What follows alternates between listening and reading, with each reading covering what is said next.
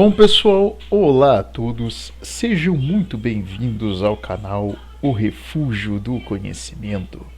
Bom pessoal, no nosso último encontro, nós abordamos aqui a respeito aí justamente desse período, dito aí em relação à perseguição contra os cristãos, que foi perpetrada aí pelos romanos, pelos pagãos romanos no início aí do Império, Falamos aqui da forma como os cristãos eles encontraram para, digamos, sobreviver a essas perseguições e mantendo justamente os ritos cristãos, mantendo aqui a nossa, vamos dizer assim, os dogmas do próprio nosso Senhor Jesus Cristo, e até mantendo alguns ritos, alguns sacramentos, enfim, e a forma como você, digamos, também ali cuida, digamos, dos próprios mortos em si, que foi ali em relação à proibição, nessa época aí, de que os cristãos eles fossem, enfim, enterrados dentro dos portões das cidades romanas.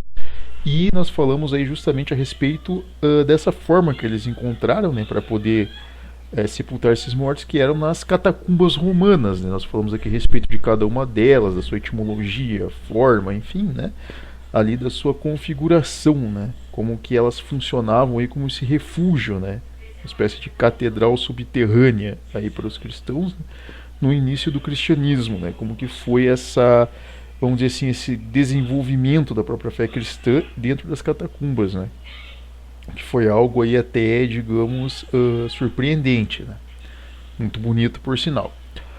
Bom, pessoal, e no nosso encontro de hoje nós vamos falar um pouco justamente a respeito dos imperadores, vamos dizer assim, da dinastia que ela, vamos dizer assim, reinou nesse período, digamos ali, que se sucede ao perdão público aos cristãos, porém ali no início de uma transição que seria ali uma espécie de aceitação do cristianismo no meio público, porém ainda de uma forma velada, ou até errônea de certa forma, como diz aquele indivíduo que não quer, digamos, se converter ao cristianismo, aquele indivíduo que ele, digamos, nega ainda a fé verdadeira, enfim, vai ter várias situações, mas um império que, essa dinastia que, digamos, ela vai, de certa forma, que reduzir essa perseguição aos cristãos, que vão ali, vamos dizer assim, deixar isso um pouco de lado, justamente em relação a desenvolver culturalmente o império, vão ser imperadores que vão desenvolver mais a cultura do império, mais a sua estruturação do que o seu desenvolvimento expansionista, enfim, aguerrido, E essa dinastia, por sinal, ela tem uma característica interessante, que ela não é hereditária, tá? Como era, por exemplo, a dinastia Juliana, cujos imperadores eles eram um filho do outro, o descendente do outro ali de ramo familiar, Essa dinastia ela vai ser feita, digamos, por aclamação, por uma espécie de adoção, digamos, do sucessor pelo seu mérito, Algo completamente diferente, até de certa forma aristocrático, se for para você ver num certo sentido, Imperadores que inclusive eles vão ser lembrados até por governantes posteriores aí como exemplos, inclusive de organização, de tolerância, vamos dizer assim, e de bons feitos, mesmo eles sendo pagãos, bons feitos até pela forma como eles tratavam a população, que se assemelharia muito até a Alexandre o Grande, por exemplo, no seu ímpeto aí, no seu objetivo, em si. Nós vamos falar aqui justamente da dinastia Antonina ou Antoniana.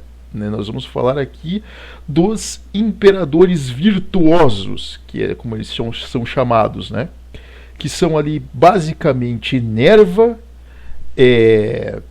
no caso ali o seu sucessor Trajano, vamos falar de Adriano, e ali posteriormente também de Marco Aurélio, até ali a decadência dessa dinastia, Nós vamos falar ali a respeito justamente um pouco de cada um desses imperadores, e a forma, digamos, como eles tratavam a população romana, incluindo os cristãos, essa forma aí de buscar um certo equilíbrio, de certa forma, obviamente até que para benefício deles, mas que de certa forma ali pela situação, né, pela própria providência, vamos dizer assim, foi ali um fator bom, digamos, para os cristãos, né? Foi um fator que, de certa forma, ajudou, inclusive, a impulsionar o cristianismo, né?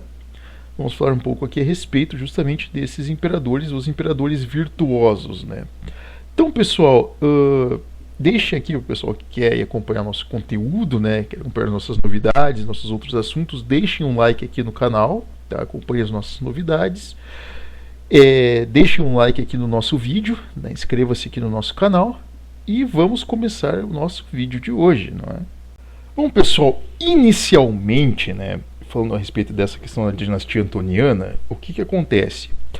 Bom, no período, nós temos que entender uma situação, né? Até aquela parte ali, digamos, voltada ali antes do perdão público aos cristãos, quem governava era a dinastia ali dos descendentes ali de Vespasiano, né? Entre eles estava ali Domiciano, irmão mais novo de Tito Livio, né? Que era, vamos dizer assim, um imperador nada simpático, vamos dizer, aos cristãos ou, enfim, aos monoteístas. Ao contrário, ele era um sujeito extremamente perseguidor, né? Domiciano era terrível, inclusive no seu tratamento com as pessoas, né? Ele perseguia, ele matava, ele era um indivíduo realmente cruel, vamos dizer assim.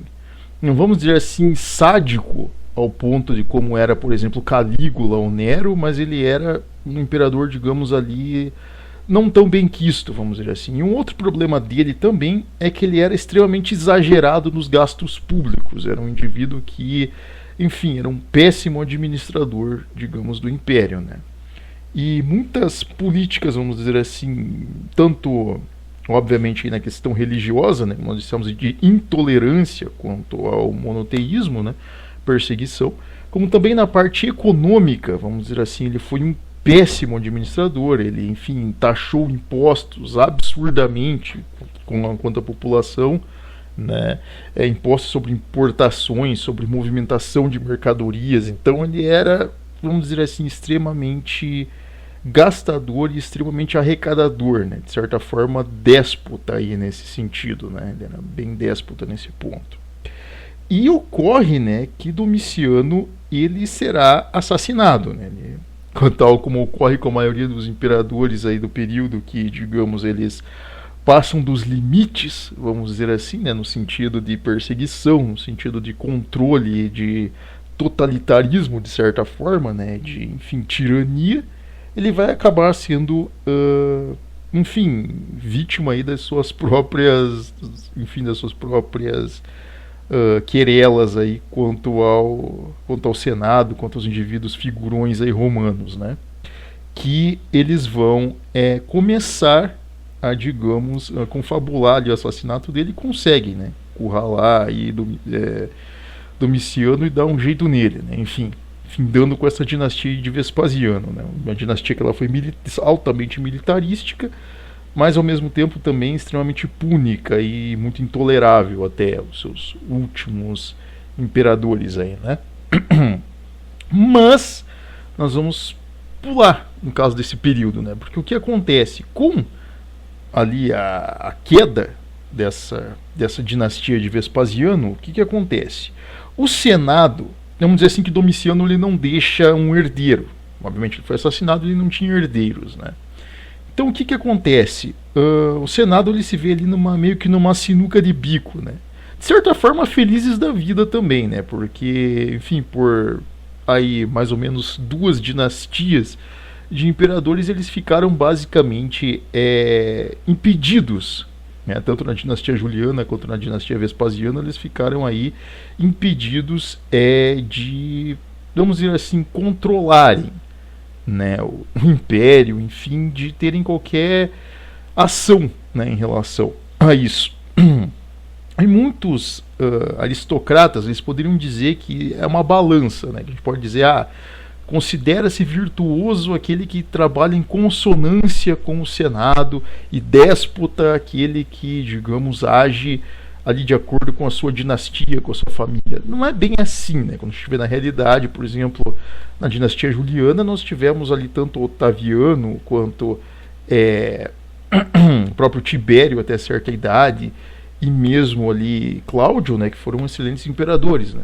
Então isso não é muito regulável. Mas a questão do que vai acontecer ali em relação ao Senado, a postura que eles vão tomar é até louvável nesse sentido. Por quê? Ocorre que o Senado ele vai, digamos, aclamar um indivíduo para ser o sucessor, vamos dizer assim, de Domiciano e iniciar uma nova dinastia, vamos dizer assim. E esse indivíduo ele já tinha uma certa idade avançada, tá? Que era justamente aí um senador, né, até de idade avançada, chamado Nerva, né? E Nerva, ele, vamos dizer assim, ele fora senador, ocupou cargos de importância como consulados, enfim, e pretórios, enfim, ele comandou ali estruturas, vamos dizer assim, de administração durante toda a dinastia Vespasiana, basicamente, né? Desde Nero, inclusive, ele já ocupava cargos públicos, né? Desde o período de Nero. Então ele basicamente teve cargos administrativos desde o período ali do decorrer de toda a dinastia Vespasiana, né? Então ele era um indivíduo de confiança, ele conseguia trabalhar tanto com o Senado, sendo uma espécie de bom conciliador, né, entre as querelas do Senado e da população, assim como também, vamos dizer assim, as querelas da família imperial, né, os seus ímpetos ali, as suas aspirações, né. E ele conseguia ser um meio de campo entre eles, um indivíduo bem articulista, uma pessoa muito bem comunicativa, um indivíduo até, vamos dizer assim, respeitado por isso, uma pessoa bem lúcida nesse sentido, né? Alguém que soube aprender com sua própria experiência, né?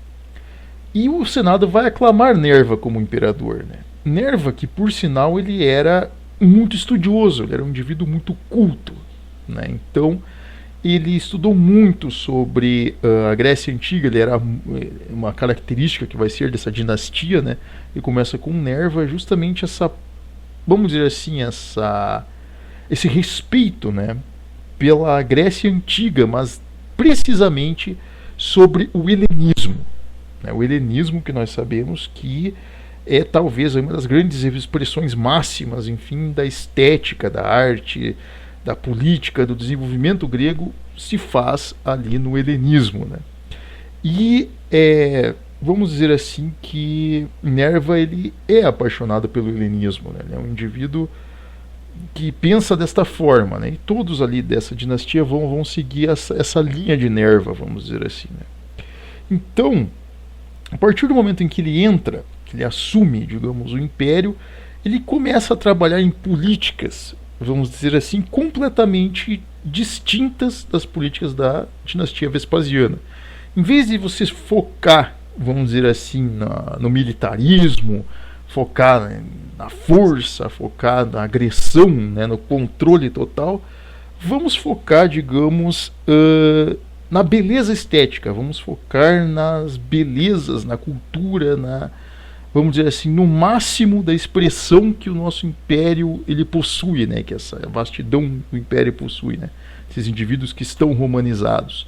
Então ele busca fazer aquilo que Alexandre o Grande fez, né? Ele se espelha muito em Alexandre o Grande, tão mais do que em César. Então ele se espelha muito em Alexandre o Grande. E ele vê essa questão de que Roma ela tem todo esse arcabouço cultural, mas não é explorado, né? Ele foi abandonado, de certa forma, pelas dinastias passadas e ele quer reestruturar isso. Então, ele tem justamente por ele ter esse respeito, vamos dizer assim, as diferentes culturas que estão dentro do império ali, vamos dizer assim, essa admiração, ele começa a, digamos, vamos dizer beneficiar, mas reduzir as perseguições, vamos dizer assim, as tensões que eram causadas pelo militarismo. Coisa que não agradou muito os patrícios e os militares ali de alta patente, que eram pagãos, né? Não os agradou muito, mas que agradou a população, até inclusive massivamente nesse sentido, né? Porque muito do grosso ali da população trabalhadora pertencia a uma crença que, digamos, não era necessariamente romana. Então o que acontecia? Quem seguia mesmo o paganismo lá romano, enfim, o culto ali a as divindades romanas eram os indivíduos de alta classe, né? Os indivíduos que eram ali das ditas gens, né? Que eram ali das famílias tradicionais romanas, né? Os patrícios, indivíduos de alto escalão que prestavam esse culto público, né? Esse culto coletivo público e pagão. E a população, em sua maioria, ela tinha suas próprias crenças. Então, o que acontecia? Nesse período, você não tinha só eles, mas você tinha ali descendentes de cartagineses que tinham uma espécie de crença. Você tinha descendentes de celtas, de gauleses, por exemplo, que tinham um culto à natureza, né? Uma coisa completamente bizarra lá, mas enfim, eles tinham o culto deles. Você tem os ciganos, você tem os persas ali, os medas ali que estão misturados ali no meio. Você tem, enfim, os judeus, né, que tem o seu monoteísmo. Você tem os cristãos, que estão se desenvolvendo ali mais do que qualquer outra crença, estão crescendo exponencialmente, que tem, enfim, a adoração, né, que tem em seu Messias, no caso, nosso Senhor Jesus Cristo, né, e o próprio Deus, né. Então, você vê essas diferentes correntes e, vamos dizer assim, que na visão, pelo menos ali de Nerva, não era certo você ficar perseguindo as pessoas, uma vez que todos são romanos. Então vamos romanizar, né? Vamos chamar todo mundo para dentro e vamos, enfim, expandir essa cultura, né? Vamos helenizar, né? Então o que ele faz? Ele vai e ele perdoa, vamos dizer assim, entre aspas, crimes que foram atribuídos aos diferentes grupos, né, por imperadores passados, tais como Nero, né? Então ele abole essas perseguições, ele cancela publicamente, ele retira publicamente essas perseguições, né? Concede uma espécie de perdão público, tanto aos judeus quanto aos celtas, quanto principalmente aos cristãos, né? Então ele fala, a partir de agora parou, não vamos mais colocar cristão no Coliseu para morrer lá na boca de leão, não vamos mais fazer isso. Tipo, pelo menos o Estado, enquanto figura imperial, Estado burocrático, não vai mais expedir perseguição. Porém, o que acontece?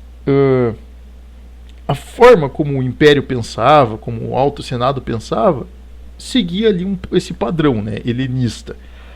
Porém, outras castas, principalmente a casta militar, os indivíduos de alta patente do exército romano, da legião romana, continuavam a perseguir esses indivíduos dessas crenças porque eles eram pagãos e de famílias tradicionais pagãs. Então o Império não podia fazer nada a respeito disso. Por exemplo, fazer pogroms lá, perseguir, malhar cristão na rua, sei lá, apedrejar até matar. Enfim, torturar os indivíduos lá até sangrarem e morrerem, torturar judeus na rua. Então eles podiam fazer o que eles quisessem, porque na questão da lei romana pública, vamos dizer assim, quem era patrício estava acima da população, né? Então era um indivíduo até de certa forma privilegiado. Então as oligarquias, elas continuaram perseguindo os cristãos, por exemplo, e os judeus, principalmente os cristãos, né, continuaram sendo perseguidos. Não de uma forma tão cruel, vamos dizer assim, quanto no caso, no período da dinastia Vespasiana, mas continuavam sendo perseguidos, né, no caso pelos oligarcas. E a situação ela vai até se tornar mais crítica, vamos dizer assim, para os cristãos ali em relação às heresias, né, que nós vamos falar aí posteriormente em outros vídeos aí, né, que vão ter inclusive oligarcas romanos que vão favorecer heresias porque eram, digamos, convenientes ao paganismo romano, né? Então você tem toda essa situação também da perseguição ao cristianismo real, ortodoxo, o cristianismo ali puro, né? Na sua essência era sempre perseguido, né? Justamente por manifestar a fé verdadeira, né? Perante a conveniência do paganismo. Bom, mas na questão voltada ali a Nerva ele foi sempre diplomático, ele foi um indivíduo que ele buscou, né, helenizar essas culturas. Então ele foi lá e, digamos, garantiu ali que algumas regiões se recuperassem vamos dizer assim, administrativamente, como por exemplo a região da Grécia, né, que estava muito empobrecida.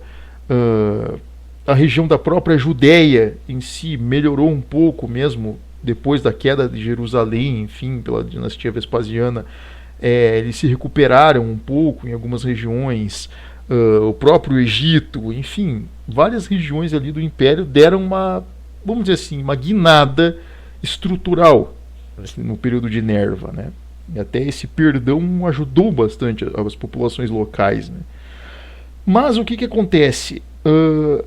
Como Domiciano, né, o imperador passado, aí, déspota, ele quebrou a economia romana, ele jogou basicamente a moeda lá embaixo, ele torrou basicamente com a economia romana. O que acontece? Nerva teve muita dificuldade para governar na parte econômica, vamos dizer assim, para trazer melhorias, para, vamos dizer assim, bancar, vamos dizer assim, essa helenização. Ele tinha todo, vamos dizer assim, como se você tivesse a planta pronta daquilo que você quer fazer, digamos assim. Ele sabia o que ele precisava fazer, digamos, em relação a helenizar as regiões, né? Enfim, trazer mais desenvolvimento, enfim. Ele, vamos dizer assim, que ele tinha a planta pronta, mas ele já tinha uma idade muito avançada, era um senhor de idade, ele não tinha condições de ele sair, vamos dizer assim, de Roma e, enfim, fazer essas incursões, esses projetos. Ele era uma pessoa muito, assim, frágil, né, já para a idade dele. Mas ele tinha todo o projeto pronto do que tinha que ser feito para um governo realmente virtuoso, um governo justo, né, pelo menos de acordo ali com a doutrina romana ali, né? Ele trazia ali uma Roma helenizada, ele tinha todo o projeto correto para isso. Mas ele não conseguia porque ele não tinha condições econômicas para ele fazer isso, né? Quem tinha, vamos dizer assim, o poderio econômico para poder patrociná-lo, digamos, e fazer com que essas reformas acontecessem, era justamente a Legião Romana, os altos oficiais da Legião Romana, que tinham muitas posses no período e vamos dizer assim, muitas benesses, né? Eram indivíduos que concentravam muito dinheiro, né? Vamos dizer assim, no período, né? Muitos pertences, né? E, enfim, muitas riquezas, né? E vamos dizer que a ala militar, ela não, vamos dizer assim, compactuava com Nerva. Eles achavam ele um sujeito assim muito culto, muito estudadinho, mas um indivíduo do Senado completamente afastado da realidade militar. E os militares, por outro lado, os militares romanos, né, os legionários, apoiavam um dos seus generais, digamos que foi por muito tempo leal à dinastia Vespasiana.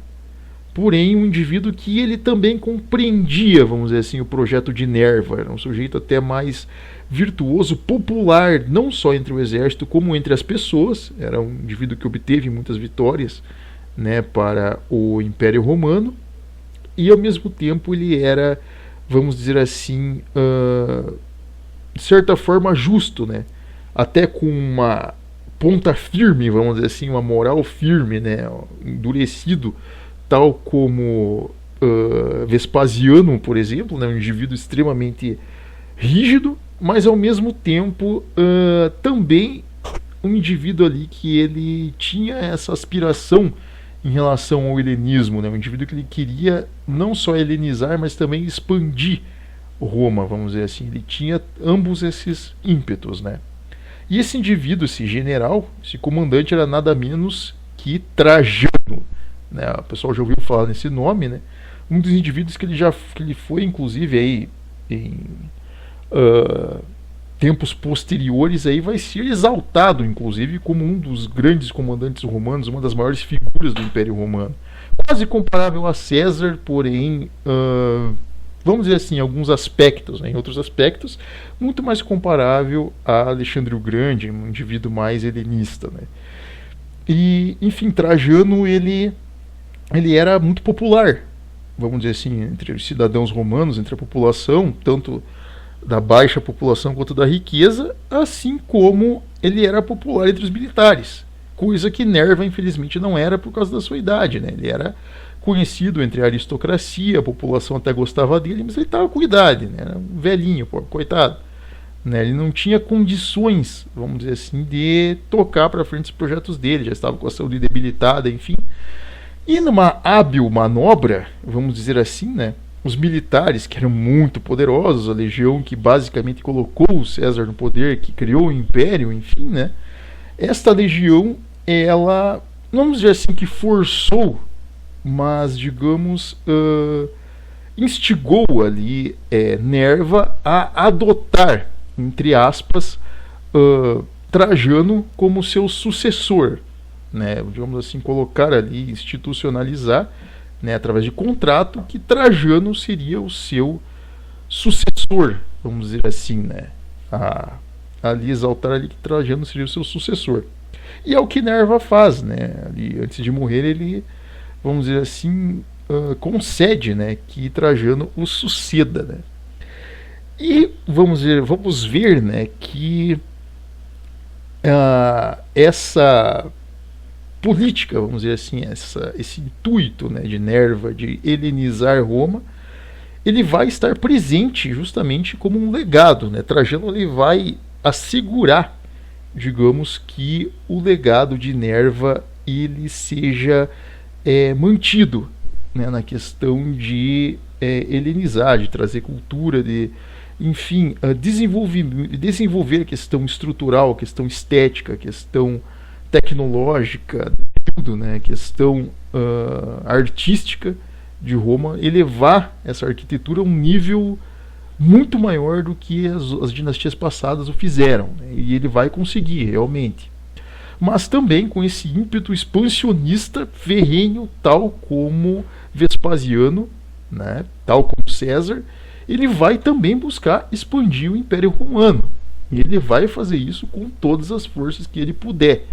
Né? Então nós vamos ver que Vespasiano ele é um indivíduo, de certa forma, completo nesse sentido. Né? Bom, e no que tange, né, a respeito de Trajano, nós temos que entender aí uma situação, né? Primeiramente, o que é algo engraçado, Trajano ele não é de origem itálica, que é interessante, né? A maioria dos imperadores romanos até então era de origem itálica, né? Nascidos, por exemplo, em Roma ou em alguma região itálica, talvez criados fora, né, em um período, conviveram com seus pais, com parentes fora da Península Itálica, mas eram provenientes, né, nascidos na Península Itálica. Diferentemente disso, Trajano ele era nascido na região da Hispânia, né, atual Espanha. Então, ele não era bem, digamos ali, hoje, né, no que seria ali a região dele nasceu, a atual Andaluzia, né, que seria a Espanha moderna e hoje, né, a região da Andaluzia, né, que naquela época era uma parte ali da Espanha, né. E ele era, até tinha esse certo sotaque meio tacanho, né, meio provinciano, enfim, né, da região ali da Espanha. E ele, vamos dizer assim, o pai dele era um indivíduo ali até notório, né, digamos, nesse meio militar, né, e justamente por causa dessa, vamos dizer assim, herança familiar, né, ele vai seguir justamente também essa carreira militar, né. Porém, o que o tornava interessante era justamente isso, ele era um sujeito o qual ele, vamos dizer assim, era obviamente um estrategista muito, vamos dizer assim, organizado, né? Um estrategista muito competente, muito assertivo, né? Era aí vamos colocar assim um militar aí de, enfim, de carreira excelente, né? Muito requisitado aí pela capital romana, né? Reconhecido por isso. Mas ao mesmo tempo um indivíduo que ele valorizava também a questão cultural, um indivíduo que ele era muito ligado à população, até em certo sentido, vamos dizer assim, né? Ele via, por ele ser justamente um provinciano, ele via que Roma não era somente, o Império Romano não era somente a cidade de Roma, né? Ou a Península Itálica, era nesse caso todo o Império em si, né? Eram todas as regiões que faziam faziam-se, né, esse império sendo cada pessoa um cidadão romano. Então o que acontecia? Se o indivíduo ele era, enfim, britão, ele era um romano também. Se ele era um gaulês, ele era um romano. Se ele era até mesmo lá um habitante da Judéia, né, ele era um romano. Então, um grego, né? E justamente Trajano ele via essa questão, né? Ele inclusive respeitava muito a cultura grega, principalmente, né? Tal como Nerva, né? E até, digamos, alguns podem dizer que a escolha de Nerva tenha sido um pouco forçada por parte dos militares, né? Para que ele conseguisse, em parte, o respeito dos militares no final da vida, mas, ao mesmo tempo que Trajano ele compartilhava desses princípios. Nerva ele poderia ter escolhido qualquer outro militar, enfim, cabeça dura ali, algum indivíduo ali simplesmente ali agressivo, um indivíduo ali, podemos colocar ali robusto, né, uma pessoa ali mais truculenta para sucedê-lo. Indivíduos não faltavam nesse sentido, mas ele escolhe justamente um indivíduo que ele tinha essa aspiração, né? Essa busca pelo conhecimento, essa busca pelo respeito à população, né? E obviamente que Trajano ele também se destacava, ele queria ser visto, ele não só cultuava, ele não só admirava a figura de César, admirava a figura de Alexandre o Grande, como ele queria ser visto também como um indivíduo dessa forma. Então ele era não somente um estrategista na parte cultural, um indivíduo que buscava ampliar a cultura, ampliar a estética romana, né, das cidades romanas, das províncias romanas, como também era um conquistador, era um expansionista, era um indivíduo que buscava também as suas conquistas, né? E vamos dizer assim que o reinado dele já se inicia pelo seu matrimônio, vamos dizer assim, né, antes mesmo do próprio reinado, né? Ali na época em que Nerva o adota ali como no caso, o seu sucessor, né? O primo, vamos dizer assim, de Trajano, ele morre, né? O primo dele também era um militar, acaba morrendo, né? Por causas ali específicas. Esse primo dele, tanto o primo dele quanto a esposa do primo dele, acabam morrendo e deixando um filho, né, órfão, que o nome era Adriano, né? E Trajano, comovido, vamos dizer assim, ele o adota. Trajano que nesse período havia se casado, né? Para você ver como que mulheres, vamos dizer assim, ajudam a moldar a personalidade dos homens, né? Digamos ali, vamos dizer assim, cuidarem, né? Nesse sentido, ajudarem ali na carreira dos homens, né? E a esposa de Trajano é um elemento principal também nesse sentido, porque era uma pessoa que compartilhava dos mesmos princípios que ele, né? Que era nada menos que Plotina, né? Ou Pompeia Plotina, como queiram chamá-la, né? Que era a imperatriz consorte romana, né? Era, no caso ali, a esposa, né, de Trajano. Antes dele se tornar imperador, já era ali esposa dele, né? E, enfim, no caso de Plotina, ela era filha de aristocratas romanos. Então ela não era uma qualquer, ela não era uma oportunista social, ela não era, enfim, ali uma provinciana, esposa ali de um militar qualquer ali, uma pessoa que, digamos, a gente poderia colocar aqui na cultura popular uma espécie de patricinha. Ela não era nada disso, ela não era uma, vamos dizer assim, uma burguesinha, uma pessoa ali, como que se diz, vida fácil, né? Uma mulher fácil, né? Muito pelo contrário, né? Ela era muito estudada, por sinal, por ser uma filha de aristocratas, ela buscava conhecimento. O que era raro, digamos, entre as mulheres romanas, porque, querendo ou não, ali, o consumismo entre a alta casta romana era muito alto, então era fácil, tanto que vem daí esse termo, né, patricinha, né? A mulher que ela digamos ali, fútil, né? Futilidade era algo comum nas mulheres pagãs romanas, né? Porque eram da alta casta, o consumismo era muito alto e elas, enfim, tinham várias benesses. Então a futilidade ali era comum, né, entre as mulheres da alta casta romana. Mas no caso de Plotina, não. Plotina ela era até muito estudada, era uma mulher diferenciada, vamos dizer, nesse sentido.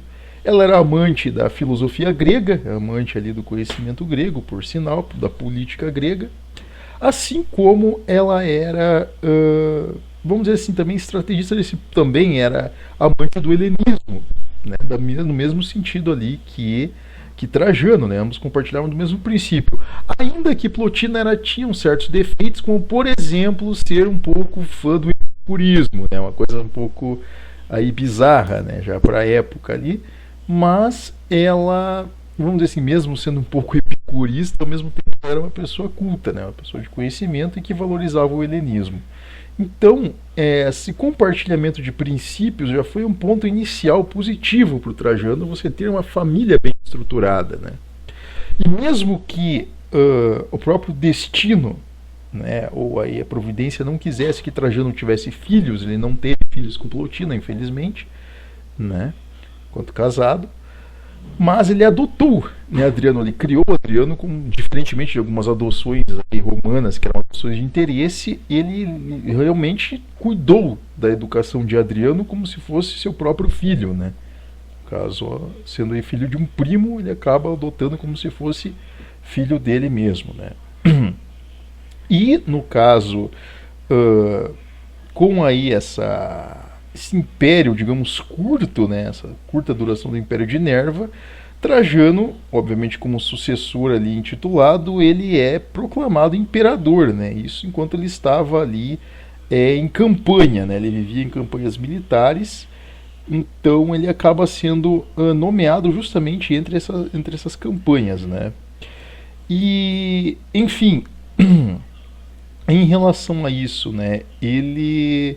Basicamente, uma das como a gente pode colocar assim, das políticas iniciais dele, basicamente, né, uma das manobras iniciais dele foi justamente na área militarista, que era de fortalecer justamente as fronteiras, né, do império, vamos dizer assim, né, e criar novos destacamentos, né. A legião romana, ela, vamos dizer assim, no período ali de Vespasiano, ela já havia se desenvolvido muito, né, participado de campanhas na Judéia, em outras regiões, mas no final ali, no período de Domiciano, ela meio que estagnou, né. Agora com ali no caso Trajano, a situação mudou, ele aumentou, né, o contingente militar, né, e incorporou mais indivíduos, digamos, das regiões de províncias, não tanto da Península Itálica, uma vez em que já estava basicamente saturado, né,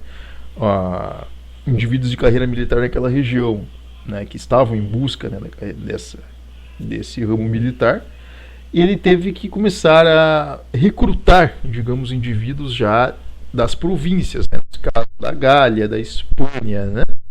Então ele fortaleceu essas províncias. E um detalhe que é interessante é que ele também, vamos dizer assim, buscou alianças, né? Buscou ali mais participação justamente dos gregos, né? Por exaltar a questão do helenismo, ele começou a dar mais valor àquela região, né? Que havia muito tempo estava muito estagnada, uma região que já tinha se tornado cliente de Roma há muito tempo, né? Uma região anexada, enfim, mas cujos governantes locais eram muito simpáticos a Roma. Então, queriam mais participação, né? E, vamos dizer assim, que Trajano, ele observa isso. Então, ele começa a recrutar também indivíduos ali da região da Grécia, né? Justamente criando uma espécie de proto-panhelenismo, vamos criar assim, o proto-panteísmo. Ele começa a helenizar ali a legião romana, né, que ela já tinha, obviamente, seus contingentes provincianos, porém eram contingentes mais limitados na questão de poder. O poder era sempre preferencial, vamos dizer assim, aos romanos, né. Quem era de Roma tinha patentes militares maiores e tinha maior alcance ao consulado, a cargo de pretores e até mesmo ao trono do império, né? Então era mais pelo lado dos romanos. Com Trajano isso muda, né? Então Trajano ele vai começar a trazer mais os provincianos para perto, né? Ele vai começar a olhar mais, né, para essas regiões. E no caso dos gregos ele vai ter uma preferência ainda maior por eles, né? Por esse povo aí da porção oriental do Império, vamos dizer, né? Tanto que, vamos dizer assim, que o primeiro ato dele em relação à questão militar, tá? Vamos entrar já na questão aqui comercial, na questão estética, enfim, do período, que é bem interessante até com ele, isso vai se destacar por ele ser um desses 5 imperadores virtuosos, né, por ele ter essa questão virtuosa, né, isso vai ser muito destacável, né, mas em relação a isso, o que acontece? Trajano, a primeira manobra dele enquanto administrador da questão militar era justamente confrontar indivíduos da porção oriental, os quais em algum momento foram clientes, vamos dizer assim, da Grécia helênica, né? E justamente o primeiro ponto foi a Dácia, a região da Dácia. A Dácia, que a gente poderia colocar hoje, atualmente, seria mais ou menos ali onde hoje está situada a Romênia, né? A divisão entre a Romênia, a Armênia, aquela região ali, ela fora cliente há muito séculos antes, no caso da Grécia helênica, né? Ela foi um reino cliente. E nesse período, vamos dizer assim, a Dácia ela se encontrava numa situação um pouco complicada, vamos dizer assim, porque os governantes locais, vamos dizer assim, eles não eram muito, vamos dizer assim, tão suscetíveis, digamos assim, né, tão próximos a Roma, né? Porém, eles meio que, digamos, pagavam tributos para não serem atacados, vamos dizer assim, eles eram meio que um meio termo. Porém, os partas, né, cujo hoje está ali situada a Arábia, né, os partas, eles meio que ajudavam, né, colaboravam ali com a Dácia, né, indicando governantes, né, indicando ali indivíduos políticos justamente em troca de proteção, né, por parte deles. E isso irritou Trajano, né? Trajano foi lá e se meteu, digamos, dentro da Dácia e confrontou o reino da Dácia e conquistou aquela região, né? Tanto que reza a lenda que o rei da Dácia, né, vamos colocar agora o nome dele aqui, um pouquinho complicado, ele enfim, reza a história aí que ele escondeu o tesouro dele, né, os espólios de guerra, vamos dizer assim, né, da coroa da Dácia, e fugiu, deixando o povo às mínimas ser derrotado ali pelos romanos, né. Foi ali um ataque pesado mesmo contra os dácios. E o rei da Dácia fugiu, né, tanto que levou meses para que, digamos, ele fosse ali derrotado, né. Estava basicamente ali na região de hoje se situa a Turquia, mais ou menos ali, que foi encontrado e executado, né. E eles conseguiram, depois de meses, encontrar esse tesouro. Tesouro esse que Trajano ele vai utilizar de uma forma impressionante, né, as espólios da conquista da Dácia. Primeiramente, o que acontece? Ele vai baratear a moeda romana. Uma vez em que, na época de Domiciano, havia toda aquela questão da quebra econômica, né, a moeda também tinha inflacionado muito, a população tinha pouco acesso, então era bem complicado.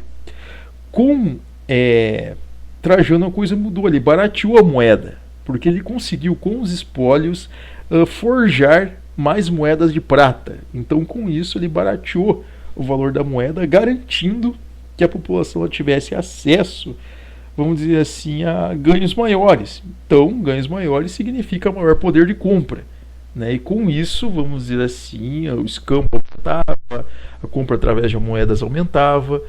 Então, ele foi visto, vamos dizer assim, como um excelente administrador a partir do momento que ele consegue essa vitória sobre a Dácia.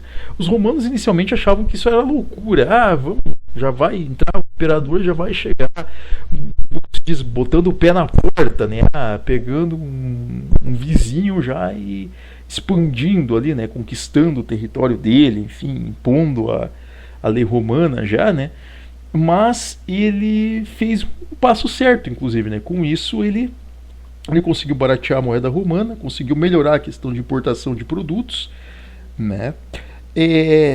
Enfim, ele inclusive, né, ele criou um programa, olha que coisa impressionante, que ninguém tinha feito até o período Trajano ele criou, que isso até inclusive impressionou os cristãos, inclusive, do período, né, que buscavam fazer a caridade, né, que tem entre os princípios cristãos aí da caridade, né, da ajuda, né, visando justamente a questão do reino de Deus, né, visando aí o exemplo de Nosso Senhor Jesus Cristo. E Trajano impressionou os cristãos num sentido, porque ele cria um programa, seja por promoção própria, enfim, ali pela sua autopromoção, mas que foi muito interessante, que foi o quê? Um programa chamado Alimentia. Olha que nome de programa, Alimentia. E o Alimentia, ele era um programa que ele justamente focava, né, essa campanha ela focava no quê? Na alimentação, no cuidado, na tutela, vamos dizer assim, na preparação para a vida pública de jovens órfãos. Então o que acontecia? O que acontecia na época em que havia muitas campanhas militares, ocorriam baixas, né, nos exércitos, inclusive soldados romanos acabavam morrendo em batalha, né? E muitas mães não conseguiam cuidar de seus filhos. Então, acontecia dos pais acabarem morrendo e os filhos acabavam ficando órfãos, né, ou largados à vida, enfim. Isso era uma situação que era complicada em Roma, né? Isso existia muito em algumas regiões, né? E isso é um problema social, querendo ou não. E vamos dizer assim que Trajano ele cria um programa para justamente ajudar, para, vamos dizer assim, dar um rumo às crianças órfãs de Roma, né? Então ele foi visto ali como um indivíduo aí com boas intenções nesse sentido, né? Obviamente que o interesse dele era a questão de helenizar, enfim, criar uma nova estética cultural, né? Uma estética cultural voltada ali à questão da cultura grega, né?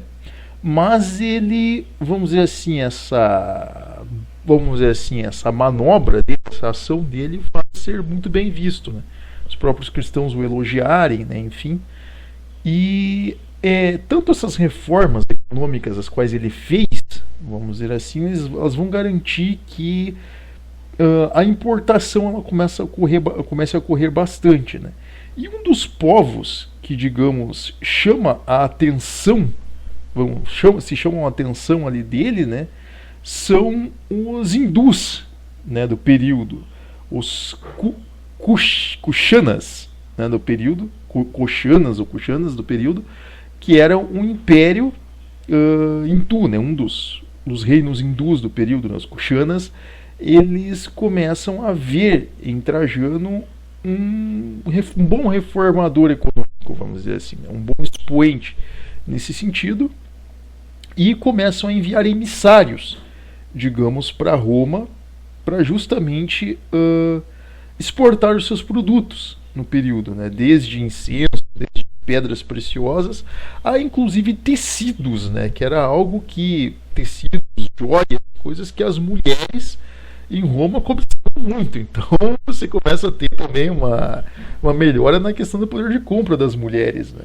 Uma coisa bem interessante. Inclusive a mulherada, ela do período, inclusive, pode agradecer a Trajano, inclusive, por ser um excelente expoente econômico e na parte de importar bons produtos de fora, né? Essências, perfumes, essências de banho, né? Sais de banho, coisas que as mulheres gostam. Então vinham muito da região da Índia, né? Dos Kushanas, que eles criaram a própria rota da seda, vamos dizer, deles assim, né? Eles utilizavam da rota hindu para trazerem esses produtos, né? Atravessando ali o Império Parta e chegando até Roma, né? Esses produtos, afinal, os mercadores eles tinham aí um acesso livre, vamos dizer assim, né? Desde que pagassem ali os pedágios, né? dos impérios, né? Então eles chegavam até Roma trazendo esses produtos.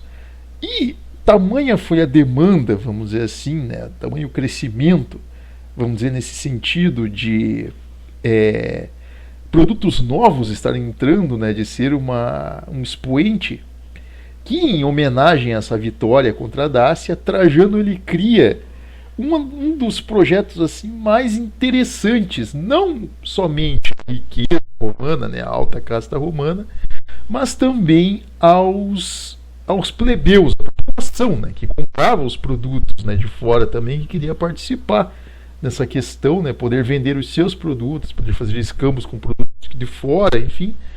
E isso era uma necessidade que estava se criando, e Trajano ele cria um projeto inovador, que é o que? O famoso Fórum de Trajano.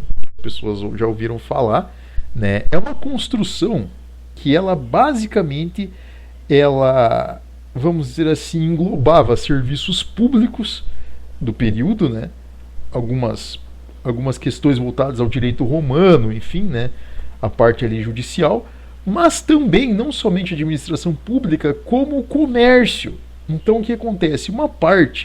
Uma das faces do Monte Capitolino, né, que é basicamente ali uma das partes principais de Roma, né, um dos pontos de marco de Roma, é basicamente uma das faces do morro, ela é escavada para literalmente ser construído, né, uma espécie ali de cinturão, vamos dizer assim, de pedra, né, um cinturão ali do qual compunham-se ali de nichos, né, de lojas, enfim, pequenas galerias de lojas.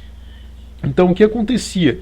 Os artesãos, os mercadores, eles conseguiam uma concessão, no caso, né, o seu espaço ali no fórum, né, ou compravam, enfim, ou negociavam ali com o império um local ali para comercialização.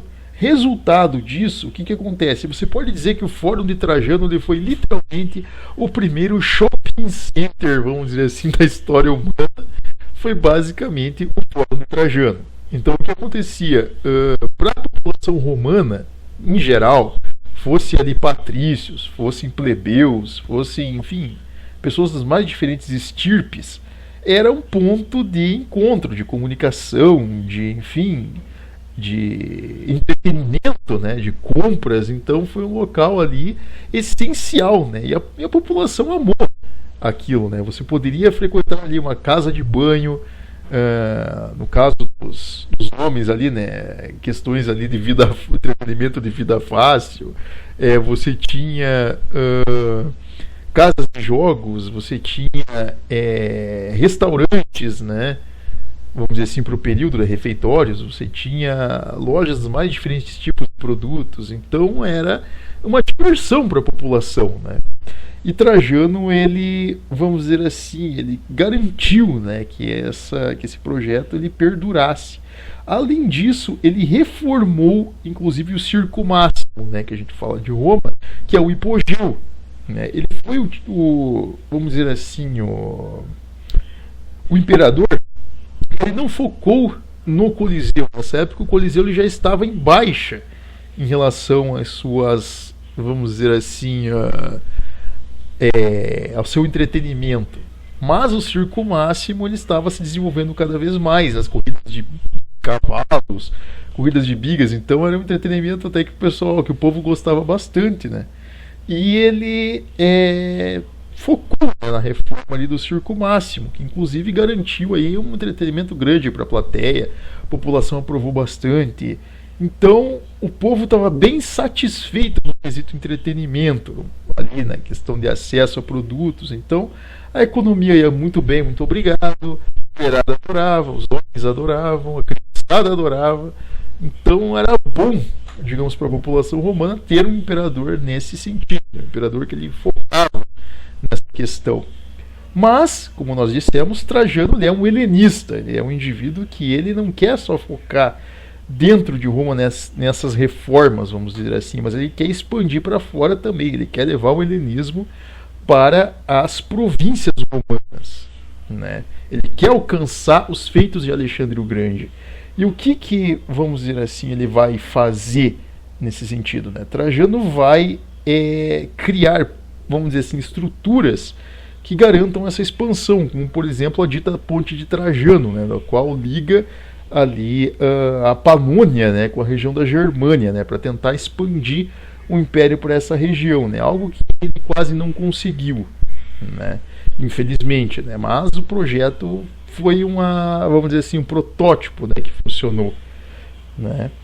Outra, vamos dizer assim, estratégia a qual Trajano adotou foi de justamente tentar helenizar, vamos dizer assim, a região ali da Judéia, né, da Judéia, e do leste do Egito, né, trazer ali mais do helenismo, né, fazer o que Alexandre o Grande fez em Alexandria, no Egito, né, é tentar trazer um pouco do helenismo e da cultura grega para aquela região. Porém, obviamente nós sabemos, né, muito bem, os judeus eles haviam sido expulsos, né, ali da sua terra, ali, né, da região de Canaã, vamos dizer assim, meio século antes, né, eles haviam, há menos, uns 30, 40 anos, eles haviam sido expulsos, né, daquela região ali. E ainda existiam remanescentes, né, do judaísmo, indivíduos ali, algumas, vamos dizer assim, algumas sinagogas, né, alguns grupos dispersos ali no leste do Egito, no sul de Canaã. Então eles meio que ficaram dispersos naquela região ali. E para eles, vamos dizer assim, a iniciativa de Trajano de helenizar aquela região não foi vista com bons olhos. Então já nesse período de Trajano, eles começam a se rebelar, vamos dizer assim, os judeus. Eles começam a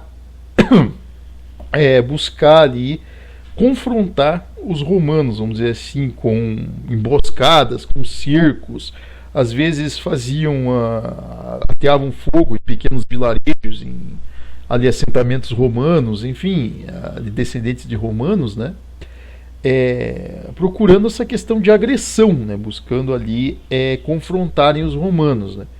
Mas ainda que no período de Trajano eles não tinham uma organização para peitarem, vamos dizer assim, efetivamente Roma, né, ou conquistarem algum território. Então foi mais ali um período de rebeldia, mais assim, né, de transgressão ali contra o Império Romano, né, uma vez em que eles eram, vamos dizer assim, um povo expulso da sua terra, né. Eles tinham a própria justificativa deles, né, obviamente, né, era a terra sagrada deles. Mas ao mesmo tempo também era uma questão de revanchismo, né, pelo que Roma tinha feito com eles, enfim. E Trajano ele não para por aí, né, ele consegue ali estabilizar a região da Judéia e ele quer mais, ele quer expandir a influência dele. O que acontece?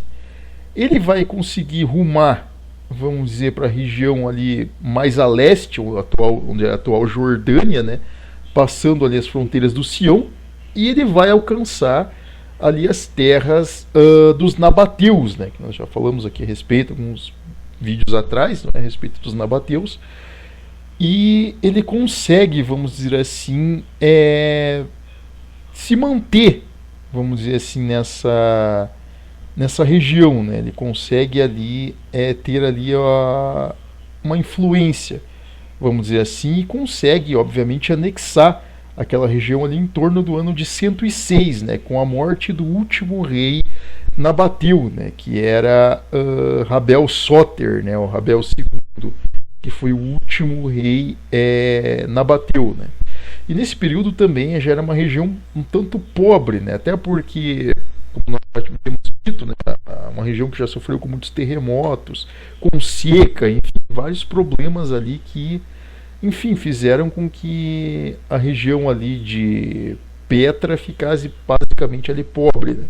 Então, para os romanos foi uma conquista também estratégica incrível pelas mãos de Trajano, porque Petra é uma cidade que estrategicamente ela está ligando ali a região da Pártia com Roma, né? Então, para Trajano foi uma conquista estratégica justamente pela questão de eles poderem estarem mais próximos dos hindus, né, dos Kushanas, e próximos também ali dos tibetanos, de outros povos, enfim, ali asiáticos que mantinham comércio com Roma, inclusive da própria Pártia, né, os reinos ali que eram mais, vamos dizer assim, simpáticos a Roma, né. Porém, obviamente que provocou, né, os partas, porque os nabateus eles eram, vamos dizer assim,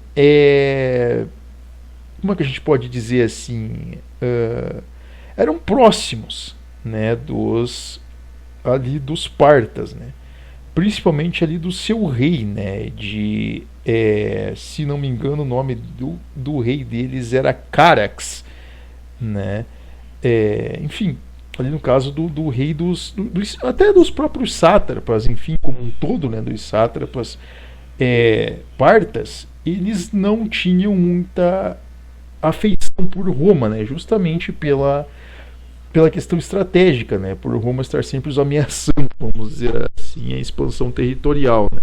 E os partas, eles detinham algumas das cidades antigas ali importantes do helenismo, né, eles detinham controle ali de Passárgada, eles detinham controle ali da Babilônia, né, de outras cidades importantes, então eles tinham um certo poder estratégico em mãos. Mas nem isso, vamos dizer assim, foi obstáculo, né, para que Trajano ele conseguisse empreender conquistas militares na região, né. Trajano chegou, inclusive, a um tempo ele conseguir, vamos dizer assim, garantir uma espécie de controle estratégico sobre a Babilônia, em troca, vamos dizer assim, dos não atacar mais os partas, né, garantindo ali uma rota segura de comércio com as Índias, né? Então foi um período ali extremamente lucrativo, né, para Roma, né? Então os partas eles sendo clientes também ali do Império, né? Só que o problema é que, vamos dizer assim, Trajano ele tinha que lidar com esses focos de revoltas, vamos dizer assim, dos inúmeros sátrapas partas ali, como também o problema ali dos judeus, né? Se rebelavam ali na Judéia. E ele, volta e meia, ele tinha que, vamos dizer assim, deslocar, né, basicamente ali o exército romano, né, para os destacamentos para diferentes regiões para conseguirem controlar esses conflitos, né. Tanto que o próprio filho adotivo dele, né, Adriano, quando Adriano ele sobe ali na hierarquia militar, ele basicamente tem que lidar com todos esses problemas dos judeus. Ele estava bem familiarizado com essa questão, né? Mas mesmo assim, Trajano ele buscava sempre helenizar a população. Então ele tratava, digamos, os cidadãos romanos com um certo respeito, né? Indiferentemente da região em qual eles provinham, né? Inclusive até os próprios partas que eram anexados ao território romano, se tornassem cidadãos romanos, eram tratados da mesma forma. Então era um diferencial dele. Mas até em relação aos cristãos, o que acontece? Alguns, inclusive o próprio Plínio o Jovem, né, na época se retratava a Trajano justamente perguntando, né, a ele, enfim, o questionando sobre a questão do julgamento dos romanos, né, uma vez contra os cristãos, né, uma vez em que os cristãos eram ainda perseguidos pelas oligarquias. Trajano obviamente continuava, como os outros, fazendo vista grossa, né, mas ele dizia a seguinte questão: se o indivíduo é um cidadão romano e se converte ao cristianismo, é uma escolha dele. Então, não podemos criar julgamentos infundados. A gente não pode chegar e apontar para a carne cristão e dizer: você está, vamos dizer assim, aviltando contra a crença romana, contra a crença pública romana, você vai ser julgado por isso, vai ser martirizado, lá torturado, morto por causa disso. Não é bem assim, né? Então tinham de haver julgamentos justos. Ele só deixava, digamos, a coisa acontecer a rebelião de quem quisesse se o indivíduo não fosse um cidadão romano. Por exemplo, ele fosse um bárbaro, sei lá, um armênio, um parta, sem cidadania romana, né? Um indivíduo aí de fora, um berbere, um egípcio lá que nem era ligado a Roma, que fosse convertido ao cristianismo e peitasse ali, se rebelasse contra Roma, ele seria morto mesmo daí, sem processo nenhum, por ele não ser um cidadão romano. Mas caso ele fosse um cidadão romano, tinha de ter um julgamento justo, né? Ou provas de que ele estava fazendo alguma coisa errada, enfim. Então, por esse ponto, por esse tratamento, vamos dizer assim, justo, né, até certo ponto, para o período, né, Trajano ele é bem visto pelos cristãos, né, no início. Tanto que muito tempo depois, no Renascimento, vão aparecer inclusive obras de arte enaltecendo as virtudes de Trajano, né, como um grande conquistador, um grande guerreiro, né. Então ele tinha essas qualidades, era um indivíduo que ele buscava trazer cultura às pessoas, que melhorava a questão econômica, a questão de entretenimento. Então não tinha uma pessoa que não que reclamasse, vamos dizer assim, do governo dele, à exceção dos judeus e ali dos partas. Os outros, basicamente todo mundo saiu ganhando com o reinado de Trajano, né? Porém, o que acontece? Essas campanhas sucessivas, vamos dizer assim, que ele fazia, né, essa sede de conquista e de estabelecimento ali de fronteiras, faz com que ele acabe ficando doente, né? Então Trajano ele contrai um edema de respiração, então ele fica muito doente, justamente pela questão do calor escaldante da região da Pártia, né? Estamos falando do Oriente Médio, onde faz um calor terrível, né? Então ele não era acostumado com isso. Ele era da Espanha, da região que tinha inverno, tinha muita umidade, então ele buscou retornar, né, para Roma. Permaneceu pouco tempo ali na Península Itálica e vem a falecer, né? Trajano aí também teve um reinado até consistente, né? Mas ele não conseguiu viver o suficiente, vamos dizer assim, para dar continuidade, né, a todas essas campanhas, tá? Porque ele já estava com idade, enfim, estava extremamente ali debilitado, né, de saúde. Inclusive tem uma estátua que fazem em homenagem a ele justamente em tenra idade, que mostra um homem bem debilitado, né? E vamos dizer assim, não é para nenhuma surpresa, mas enfim, ele acaba, diferentemente de Nerva, né, que tem uma adoção ali de Trajano ali de interesse, né? Trajano ele vai, digamos ali nominalmente, né, através da esposa dele, né, enfim, ali de Plotina, ele vai suceder o trono justamente para o filho adotivo dele, para Adriano, né? Adriano, que por sinal ele era tão mais cultuador, assim, da cultura grega, tão mais aficionado pelas artes, pela estética, pela cultura grega, pelo helenismo, tanto quanto Nerva ou Trajano juntos. Ele era um indivíduo muito mais respeitador nesse sentido, um indivíduo que ele queria trazer o melhor do melhor para Roma. Então o objetivo de Adriano não vai ser, enquanto imperador, né, enquanto sucessor de seu pai adotivo, não vai ser de conquista, mas muito pelo contrário, de estabelecimento interno, de mostrar que Roma é muito mais do que uma simples devoradora de impérios, devoradora de províncias, enfim, muito mais do que uma campeã militar. Roma ela também é uma campeã em relação à cultura, né? Então Adriano ele vai querer mostrar isso aí no seu reinado, né? O que vai ser um grande diferencial, e talvez ele é se não o melhor dos imperadores virtuosos, que a gente pode dizer assim, né? E no caso de Adriano, né, basicamente a infância e a juventude dele, obviamente ele teve um desenvolvimento social também em relação à política, né? Foi já incluso dentro do cenário político desde muito cedo, né, por Trajano. Mas Adriano ele tinha uma diferença, né? Ele foi educado por mestres helenistas desde a infância.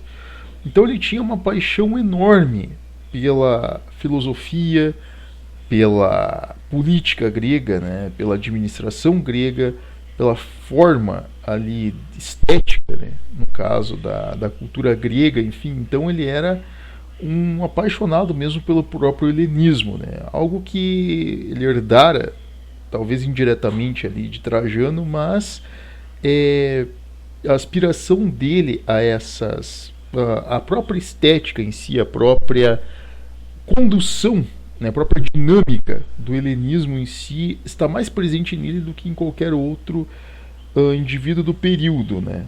Até mesmo do que do próprio Trajano. Trajano ele compreendia da questão militar, ele queria ser um conquistador como Alexandre o Grande, mas Adriano ele queria ser um reformador, vamos dizer assim, um restaurador a gente pode colocar assim, um restaurador como Alexandre foi. Ele queria fazer o que Alexandre fez nas cidades helênicas e não na questão expansionista. Ele tinha uma visão muito mais nesse sentido de,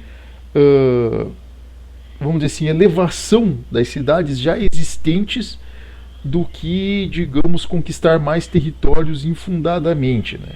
Então, já por esse tipo de criação, né, Adriano, ele, vamos dizer assim, foi diferente, né, na condução dele, já desde ali a sua própria, vamos dizer assim, sua própria condição política, né? Ele, por ter convivido mais tempo, né, ele também veio da Espanha, né, da mesma região onde veio Trajano, né? Afinal, ele era filho de um primo de Trajano. E ele conviveu, ele ficou mais tempo na região da Espanha, né, enquanto criança, enfim. E justamente por isso ele tinha um sotaque até bem mais provinciano do que Trajano, né? E em razão disso, o próprio Senado romano fazia troça, piada com Adriano, dizendo que ele era muito caipira, vamos colocar no termo, né? Muito caipira por jeito dele, né? Por ele estar ali numa capital como Roma, né? Com indivíduos tão cultos e desenvolvidos e um indivíduo tanto tacanho. Mas no final, quem era mais culto do que os próprios romanos era o próprio Adriano, né? Que era muito mais culto nesse sentido, né? Muito mais esclarecido e conhecedor a respeito aí da própria cultura antecessora aí dos próprios romanos em si, né?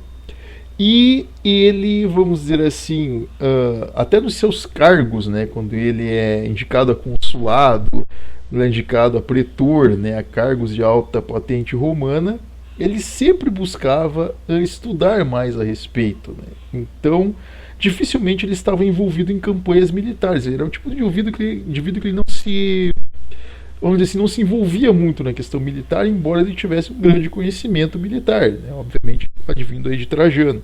Ele inclusive participou da campanha da Dácia, né? Ele viu Trajano em ação, enfim, ele testemunhou todos esses conflitos, né? E até como militar, ele era um militar, vamos dizer assim, enquanto em ação, né?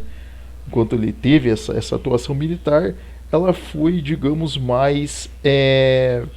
foi também notável, né? Um bom estrategista, mas ele não se ocupava muito disso. Até em razão disso, enquanto ele ocupou o cargo no consulado romano, né? Enquanto cônsul romano, ele não...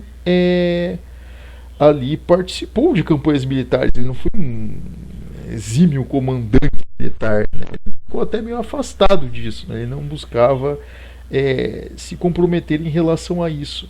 Muito, porém, em diferença até do próprio Trajano, ele era muito mais preocupado com as províncias, não em relação a conquistá-las, não em relação à agressão, em relação a espólios ou qualquer coisa parecida. Muito pelo contrário, em relação a proteger essas regiões, porque já haviam muitos cidadãos romanos nelas, né? Então, ele meio que viu nessa questão aí vamos dizer assim, uma oportunidade, né, de justamente estar evoluindo essas regiões, de estar helenizando essas regiões. E quando Plotino ali com a morte de Trajano, né, acaba nomeando ali, né, entregando a própria nomeação da boca do moribundo Trajano, né, dizendo que Adriano seria mesmo seu sucessor ali, né, que assumiria o império. Adriano, muito do contrário, né, do que outros imperadores tinham feito antes dele, né, ele não procurou ficar direto para Roma, assim, para a cidade de Roma, e lá se estabelecer como um burocrata, né, como fora lá, por exemplo, Vespasiano, como fora Tito Livio e outros, né, ali o próprio Domiciano, enfim.